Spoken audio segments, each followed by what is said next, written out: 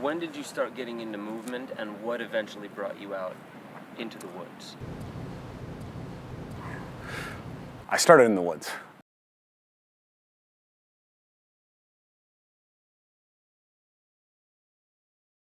Because of the complexity of the natural environment, it causes you to organize movement more effectively, immediately.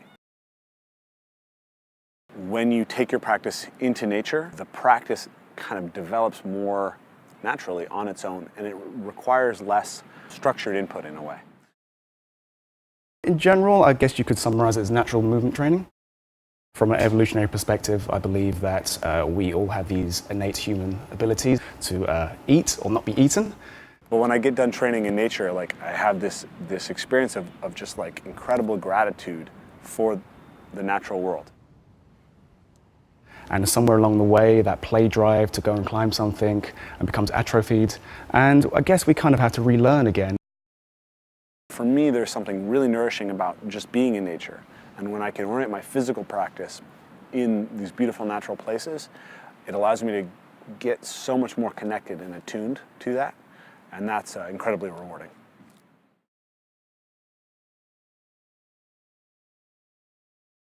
I guess we kind of have to relearn again.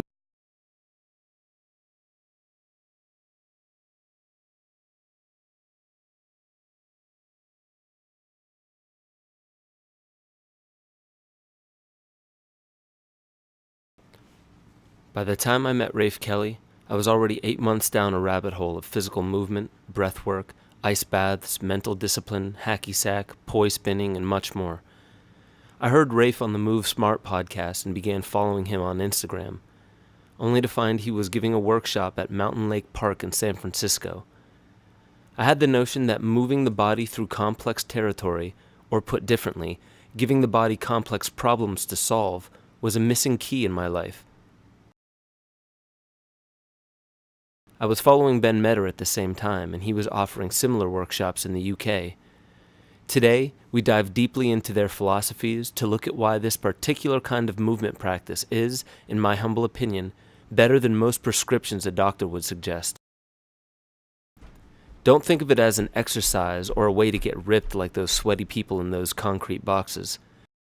Don't think of it as simply a way to let loose or talk to the trees. Don't think of it as some highly spiritual discipline either. In fact, stop thinking so much. Suspend judgment. Put your ideas of what you should or shouldn't be doing with your time on hold. Loosen your trusting grip on what the modern culture has to say about how to nourish the body, the mind, and the beyond.